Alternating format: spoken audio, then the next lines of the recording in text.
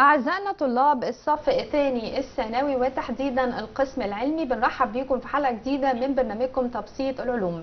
كل الأسئلة والأجوبة والنماذج الامتحانات المختلفة والتدريبات العملية والتطبيقية اللي بتبحث عنها عزيزي الطالب ستجدها معنا في هذا اللقاء مع مادة الماث.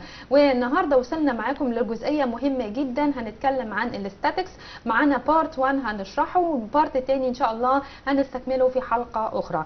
النهارده معاكم ومزيد من الشرح والتبسيط للاستاتكس، ومعانا اللي مشرفنا في الاستوديو مستر عبد الناصر جابر عبد الله، مدرس ومعلم خبير بوزاره التربيه والتعليم في ماده الماس. مرحبا بك. اهلا وسهلا. اهلا بحضرتك معانا، ودايما بتنور استوديو تبسيط العلوم بشرحك الجميل جدا. نبدا مع حضرتك. شكرا. Okay, my dear students, let's go to the slide 1 here. We have unit 1 in statics. Okay, what is the statics or the branch of statics? The science of the statics concerned with solving all geometrical problems related to the equilibrium of bodies. Okay, what is the equilibrium of bodies? We have here my dear students, we have here something here, calculator as example. When we put this example, this calculator here on the table, that is means that it has a power or a force effect on the table by the weight, and the table affect the calculator here by another force but opposite in direction and equal in magnitude. Okay. So it is equilibrium. So let we see the definition of the scientific statics. It is the science of statics concerned with solving all geometrical problems related with the equilibrium of the bodies. Force. What is the force? The force is defined as the effect of a natural body upon another one. Okay. Let's see what is a body, a natural body and another one. If we have this calculator and I'll effect on it by a force in a point, so it is move. This is the natural body and this a natural body else, and I effect with this natural body on this one from this point, so it move now. Okay. Let's move the next slide here. What is the effect of a force?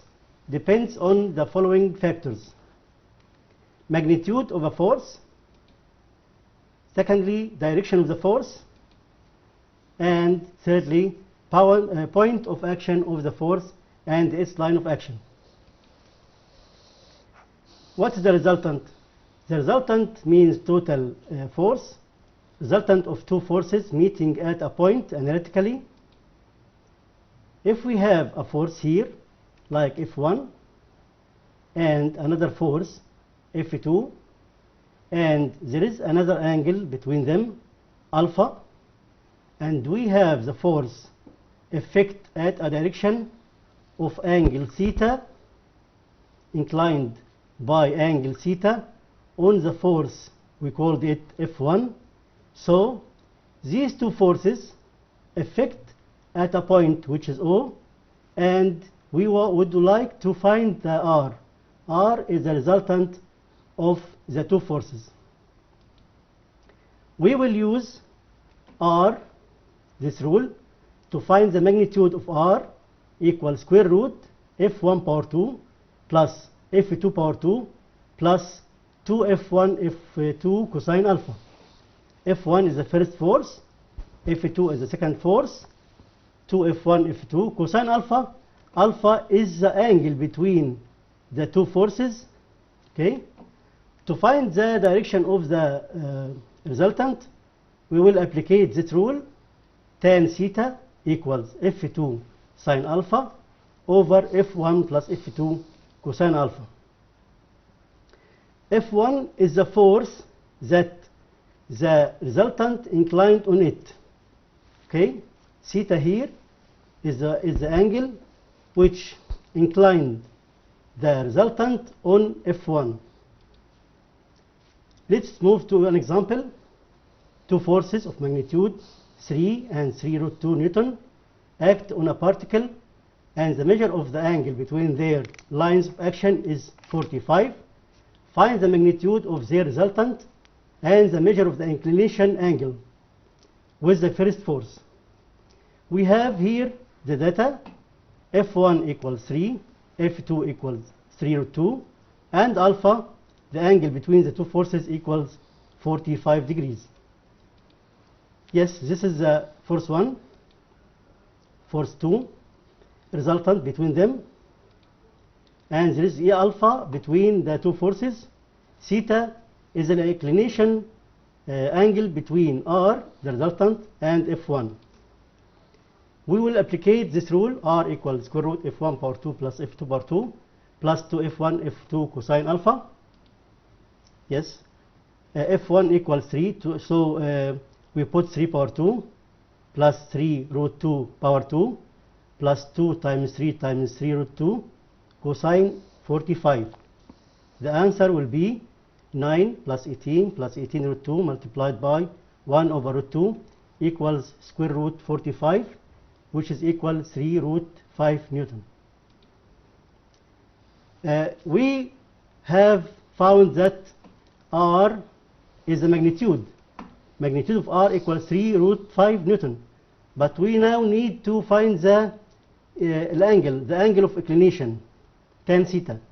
We know that tan theta equals F2 sine alpha over F1 plus F2 cosine alpha.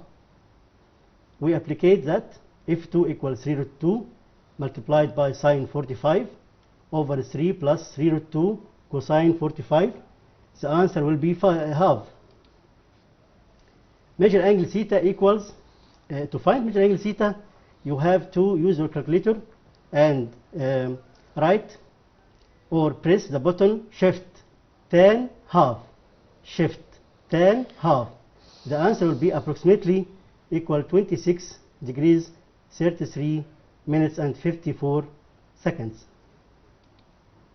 Let's move to the second question. We have here, find the magnitude and direction of the resultant of two forces F1 and F2 in the following cases. We have special cases here. If the two forces are perpendicular, this is the first case, and the two forces have the same magnitude, this is the second case.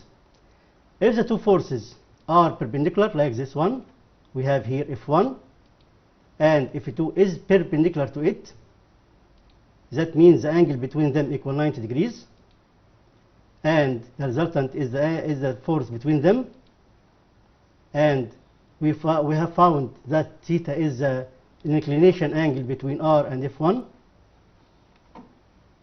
Okay, we'll be back.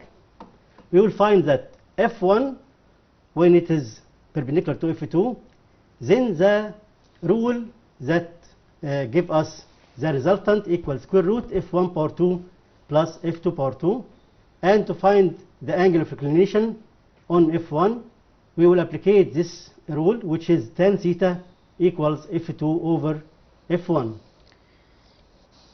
We have here an example.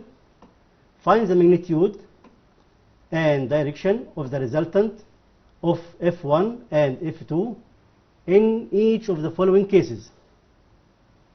F1 here equals 5 Newton, F2 equals 12 Newton, and the angle between their lines of action equal 90 degrees.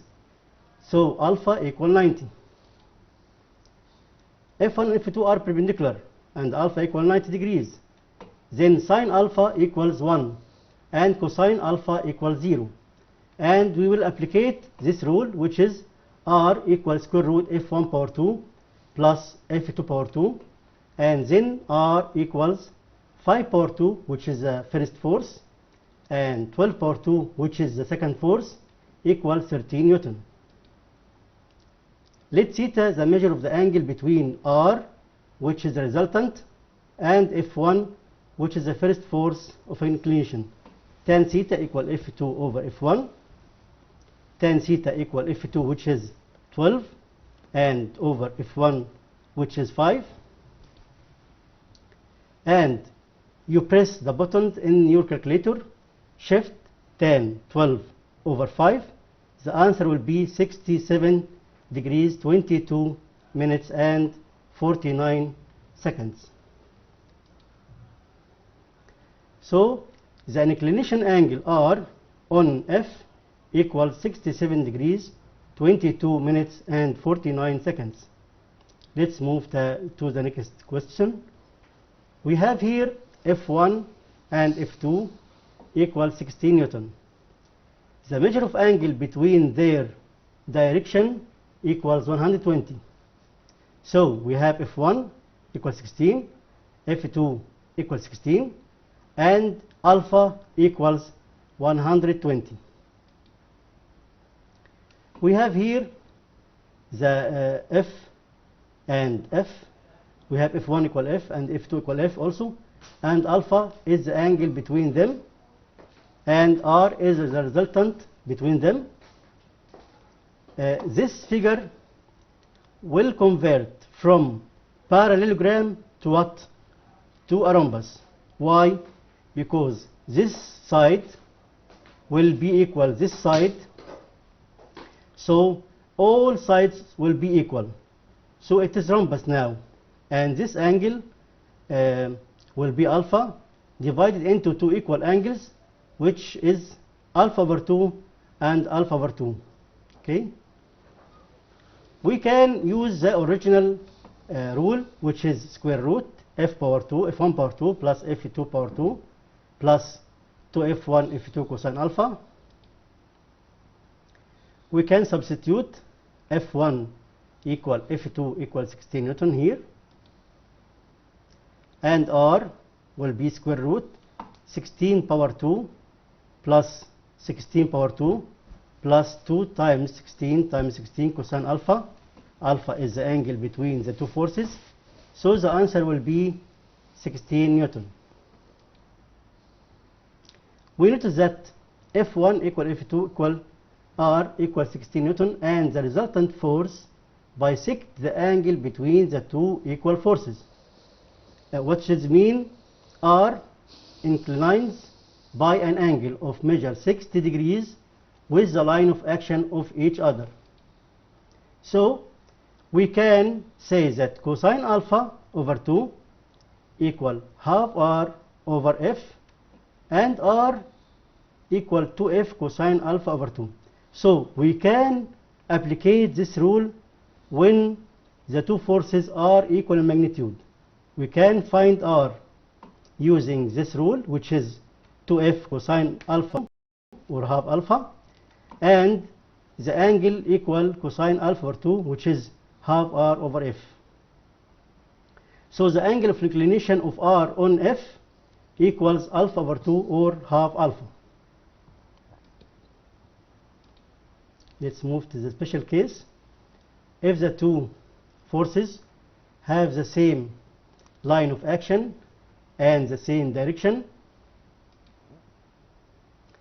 here we have a line, straight line, and F1 has a direction and F2 has the same direction, so they move together on the same direction. And of course measure angle alpha between the two forces here equals 0, and cosine alpha equals 1. So concentrate with me, my dear students. We have here two forces. Okay? We have here two forces. This force and this force have the same direction, so they move together like that, and they have the same line of action. What is the angle between them here? The angle between them here equals 0. Yes, 0 here. If we put them like that, they will be perpendicular, and the angle between them will be 90 degrees. But when their directions are the same, the angle between them will be 0 degrees. Okay, and alpha cosine alpha equals 1, and R equals the sum of the two forces F1 plus F2. Okay, let's move again to the slide. Measure angle alpha, as we said now, measure angle alpha equals 0, cosine alpha equals 1, and by substitute in the resultant rule, we will find that R equals F1 plus F2, and the direction of the resultant is the same direction as the two forces. In this case, R is called the maximum magnitude of the resultant. We can call it the greatest value of the resultant. So, when F1 and F2 act together on the same line of action, the resultant will be their sum, and we call it the greatest or the maximum magnitude of the force or the resultant. Okay. Number 2, if the two forces have the same line of action and opposite direction, like this. We have here two forces, first called F1 and second called F2, and they act on opposite direction but on the same straight line. So the angle between them here equals 180 degrees, and cosine alpha here equal -1. And by substitution in the resultant rule, we will find that R equals absolute value F1 minus F2. Why absolute value? Because the forces has no negative values. So we put this absolute value here to guarantee that the result will be positive. And R here acts in direction of the force of large magnitude. R is called the minimum magnitude of the resultant, or the smallest value of the force. My dear students, look at me and concentrate, pay attention carefully. The last time we talked about the two forces have the same direction, but now we will talk about the two forces have opposite direction. Let's say that F1 and F2. We have the angle between them here. It is a straight angle, so it is 180 degrees. And each of them acts on the same straight line, but in opposite direction. This direction is different from this one. So the resultant will be the difference between them, F1 minus F2, or even F2 minus F1. And we put absolute value to guarantee that the result will be positive. We haven't have a force equals negative value. So we put the absolute value. Okay? Let's move to the slide again. Okay, R acts in direction of the force of large magnitude. If F1 the larger, then R will be the same direction as F1. But if F2 is larger, then the resultant will be take the same direction as F2.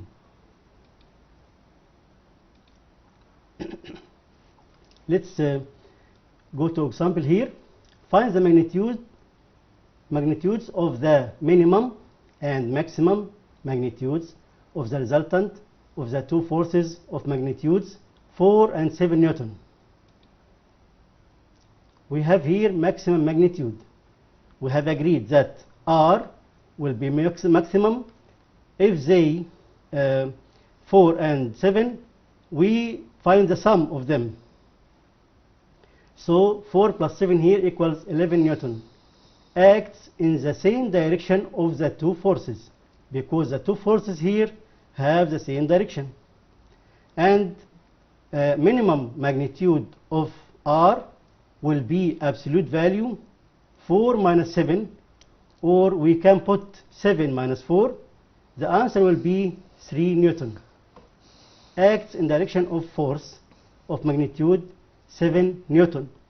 y acts on the same direction as 7 and not 4? Because 7, it is the greatest force, and we agreed that the direction of the greatest force will be the same as the resultant, or resultant will take the same direction as the greatest force, which is 7 here.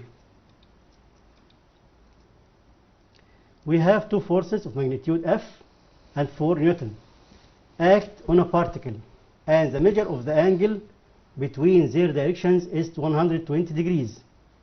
The magnitude of their resultant equals 4 root 3 Newton. Find the magnitude F and the measure of the angle that are formed with F. Notice, my dear students, here that we have F as unknown.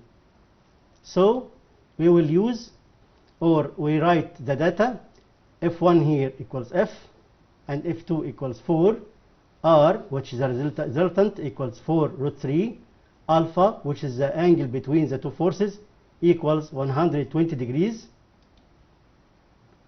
In the rule, R power 2 equal F1 power 2 plus F2 power 2 plus 2F1 F2 cosine alpha. Some of you ask me, why didn't we put the square root here? My dear students, when you have unknown inside this part, which is the right part, it's prefer to put R power 2 to put away the square root. We have here R equals 4 root 3 power 2 equals F power 2 and 4 power 2 plus 2 times F times 4 cosine alpha, which is 120 degrees. We have here on the right side F power 2 and F. You have to expect that this equation will be second degree equation or quadratic equation. So try to solve it carefully. Let's move the second one. We have here F power 2 here plus we have to multiply 2 by 4 cosine 120 to find that it will be negative 4. So put negative 4F beside F power 2, and 4 root 3 power 2 will be 32, and as an equation you put them in the other side by the negative degree. F power 2 minus 4F minus 32 equals 0, and we will factorize them. F plus 4 multiplied by F minus 8 equals 0, and by equalize these two factors by 0, the answer will be F equal negative 4, which is refused because it's negative, and we haven't a force equal negative value, and the right answer will be F equals 8 Newton, because it's okay to be F equal positive number.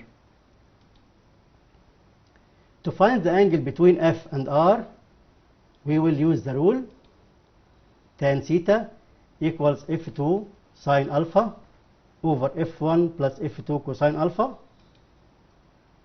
Tan theta equals 4 multiplied by sine 120 over 8 plus 4 multiplied by cosine 120 degrees. The answer will be 1 over root 3. So we will find that R make an angle of measure 30 degrees with F1. You have to put in your calculator the button, press the button shift, then tan 1 over root 3 equals 30 degrees. We have here exercise, the first one complete. The effect of a force on a body is defined by the following.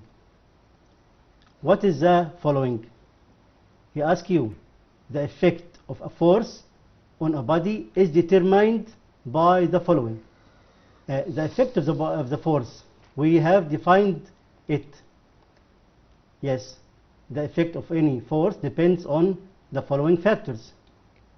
The first factor is the magnitude of the force. The second factor is direction of the force. And third one, the point of action and the force and its line of action. Second question here. The vector of the resultant of the two forces F1 and F2 is equal to what?